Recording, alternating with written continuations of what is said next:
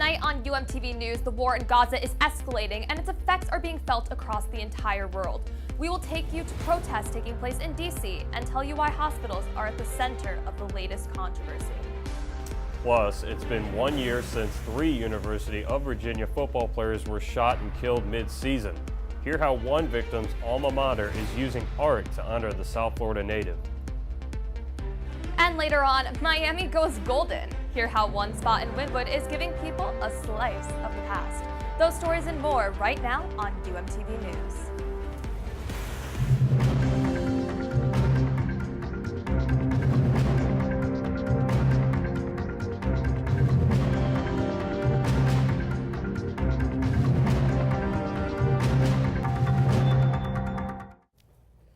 Hello and welcome to UMTV News. I'm Ainsley Vetter. And I'm Patrick McCall. Thank you for joining us. Since Hamas's attack Israel on October 7th, protests in support of the Jewish state have been taking place all over the United States. But today, protesters took a symbolic stage, the National Mall. The crowd stretched for blocks in what is considered to be the largest pro-Israel rally in the U.S. so far. The demonstrators are against anti-Semitism and fighting for the release of the hundreds of hostages being held by Hamas. The Jewish people, right, have felt comfortable and at home and as contributing members of the society. And to see this layer peeled back and exposing this horrifying anti-Semitism has been a shock to all of us. The Department of Homeland Security declared the march a Level 1 security event. This allows federal police to fill anywhere that local security is lacking. Another Gaza hospital now out of service with at least 2 Americans left inside. Al-Quds Hospital was holding thousands, sheltering along those being treated. Palestinians deny that anyone was armed inside the hospital. Palestinians also say the Israeli military is targeting the hospital while Israel says it is targeting Hamas. It's one of many hospitals struggling and failing throughout Gaza. Palestinians continue to call for a ceasefire. Nonprofit medical groups in the U.S. are trying to send medicine and supplies. Congress has 3 days left to pass a funding bill to avoid a government shutdown. The new House Speaker has a plan to do just that, but he might need bipartisan support for it. Time is running out for Congress to avoid a government shutdown this weekend. Today is the first time the House is able to vote on Speaker Mike Johnson's 2-step funding plan, but right now I oppose this measure. I think it's a mistake. I don't support the rule advancing it. A handful of Johnson's fellow Republicans are poised to block it. If it can't even clear a procedural vote, Johnson might need support from Democrats. That's what caused former Speaker Kevin McCarthy the gavel. Not commenting on it yet. We're working with everybody. Representative Jim McGovern is the top Democrat on the Rules Committee. He says he thinks Johnson will bring the bill under suspension of the rules.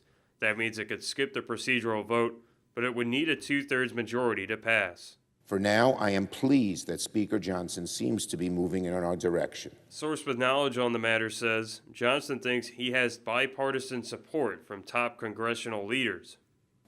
House Republicans have produced a responsible measure that will keep the lights on. Of course, the bill also needs support from President Joe Biden. Despite initial criticism, he's now signaling he might be willing to sign it. We'll see what happens. The House is expected to vote on a stopgap bill to prevent the government shutdown. Lawmakers have until midnight Saturday to come up with a deal. Last November, a tragic shooting on the University of Virginia campus killed 3 of the school's football players, including then 22-year-old Deshaun Perry. Now, just over a year later, the South Florida native's life is being celebrated in a special way. Morgan Champy joins us now live with the details. Morgan?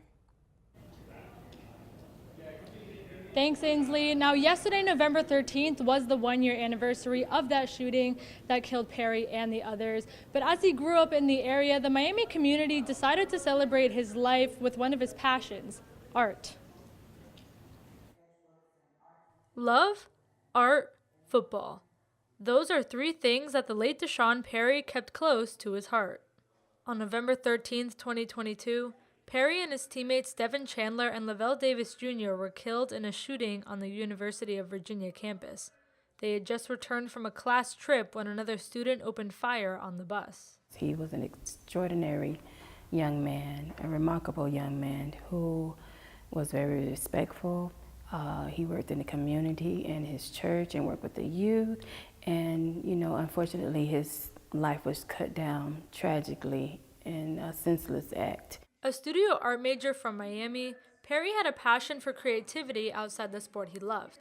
One of his dreams was to have his work displayed at famous events like Art Basel.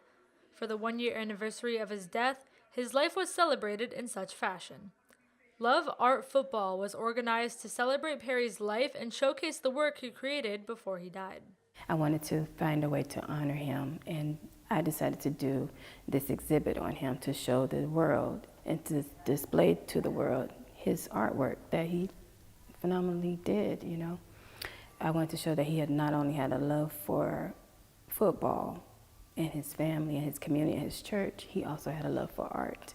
The exhibit features various types of art, from sketches to sculptures to memorabilia from Perry's playing days, and his community has been nothing but supportive and grateful. The community came out, the outpouring of love and support was phenomenal for the family, just to let the family know that we stand with his parents and his family.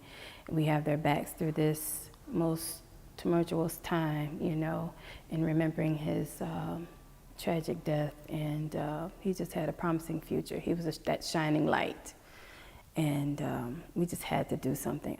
Although Perry is not around to share his love of art and football with others anymore, it's certain that his passions will carry on his legacy for years to come. The current exhibit at the South Dade Black History Center closes today, but Perry's work will be on display again during the Basel South Black Art Show when it opens in December. For UMTV, I'm Morgan Champy. Thank you, Morgan. The United States Department of Justice has charged a University of Miami student for his alleged involvement in a multi-million-dollar fraud scheme. According to the indictment, 21-year-old Matthew Frederick Bergwall and some other people orchestrated a fraudulent tracking scheme, leaving retailers all over the country out of millions of dollars. Bergwall bought and received expensive items and then used fake tracking information to claim he never received them and got a full refund. He faces charges of conspiracy to commit computer and mail fraud and substantive mail fraud and could face up to 45 years in federal prison if convicted. It's time for a short break, but when UMTV News continues. All aboard, Miami students packed the buses this past weekend ahead of our matchup with Florida State in Tallahassee. Hear what fans were saying before their trip to enemy territory. And we'll introduce you to a group of women on a mission to spread joy one shell at a time. Stay with us. RAIN has been supporting survivors of sexual violence since 1994. We have teams dedicated to education, prevention, and response. Improving the criminal justice system. And changing the way America thinks about sexual violence. Our hotline is 100% confidential. It's anonymous, it's safe, and free. Whether you're looking for information or just want someone to listen, we'll be there. You are not alone. You are not alone. You are not alone. Porque siempre voy a atender a tu llamada. Because I'm here to support you with what you need to heal. Because I will work to prevent violence and to create a safer future. Because I share your story. Because we. Because we will fight for you. Because we stand with you. Because with RAIN, you are not alone. Right now, part of some people's childhood is now coming to life in the Miami art neighborhood, Wynwood. Ryan Gleischer is live out in the UMTV courtyard with more. Ryan, give us a taste of what's going on. Patrick, hundreds of people got together Friday night in Wynwood to preview this exclusive gathering with the Golden Girls. I got to preview and take a look at what was happening there. It's a step back in time for some. For others, it's an entrance into their own Golden Girls paradise. Superfans enter a playground of their favorite show, able to immerse themselves into all things golden. Blanche's bedroom, the living room, and yes, the kitchen. Of course, this is just a pop-up, but no Golden Girls experience would truly be complete without a taste of some cheesecake.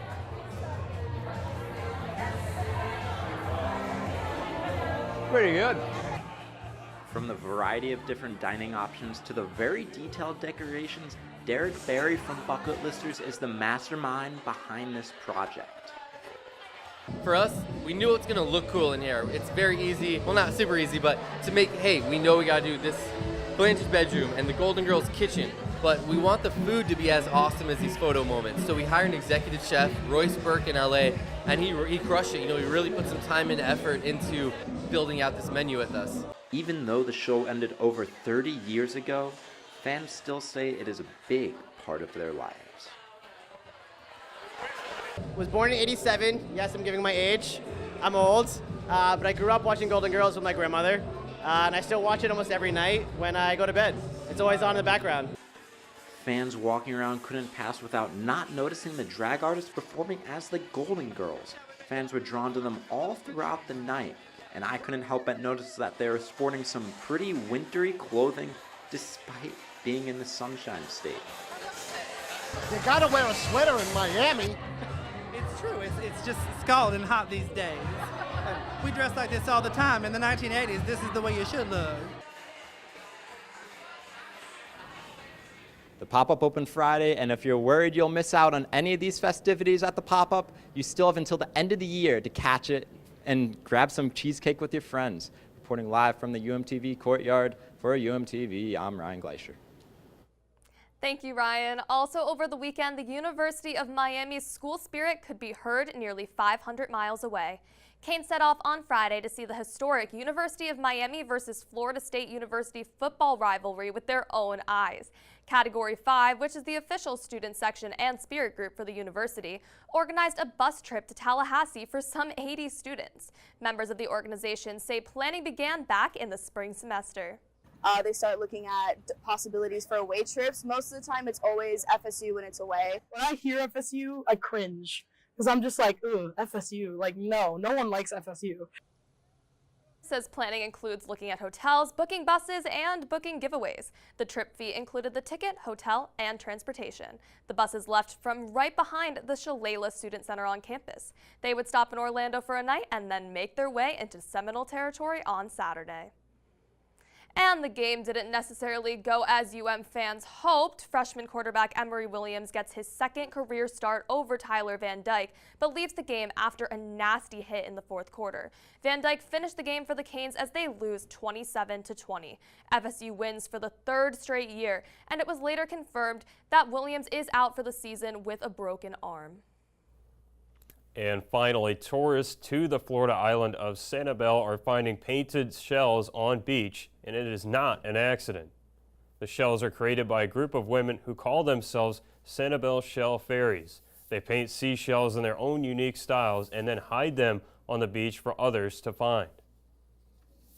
I know I'm making people happy by doing it, so it makes me happy to do that. When you see your shell posted, or like she said, if you just hide it and watch somebody, it's heartwarming to see what a little shell that I painted that took me 5-10 minutes brought a smile to someone visiting our island. A Facebook page is dedicated to the painted shells, and there is a note on the back of each shell letting people know where they can post their shell finds. That's all for today's edition of UMTV News, but I'm wondering, Ainsley, what would you do if you found one of those shells out there? I'll admit, I love social media. I think I would get right to posting my shell, and maybe I'll even have to paint one myself. What do you think? I think you should, and what would you put on the shell if you had to post one of those? I feel like, a lot of pinks. My freshman dorm room was an explosion of pink. I have to keep the vibe going with the seashells, I suppose. But again, that's all for today's edition of UMTV News. We will be away for Thanksgiving break next week. But join us again in 2 weeks, and have a great Thanksgiving and stay safe. And the seashells or something.